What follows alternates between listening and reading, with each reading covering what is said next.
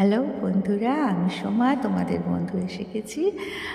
তোমরা কেমন আছো? অনেক দিন তোমাদের সাথে কথা হয়নি। আমি খুব খুব ভালো আছি। তোমাদের ওখানে কি শীত পড়েছে? আমার এখানে একদমই প্রায় ঠান্ডা নেই।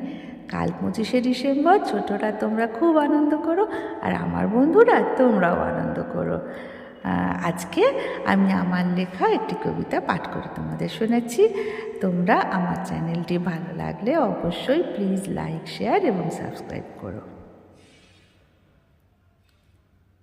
তুমি যদি ঠিক এমন করে সাথে থাকো, আমি 1000 মাইল পথ পাড়ি দিতে পারি।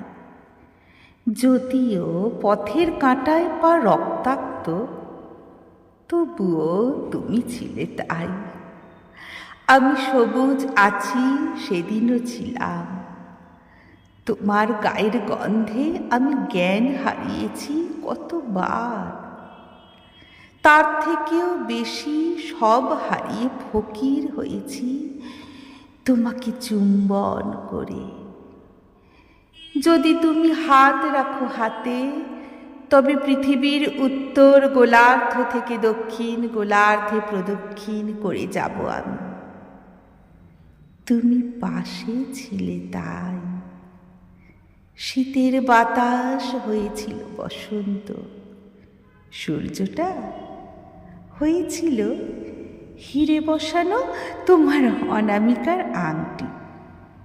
তুমি আমাকে তোমার প্রশ্বাস দিয়েছ, তুমি আমাকে এক টুকরো পাহাড় দিয়েছ।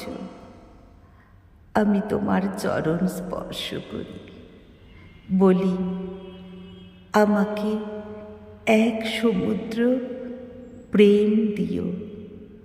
পারলে গভীর অরণ্যের মতো আদিম ভালোবাসা দিও। ছিলাম, আছি, থাকব সূর্যোদয় থেকে সূর্যাস্ত পর্যন্ত।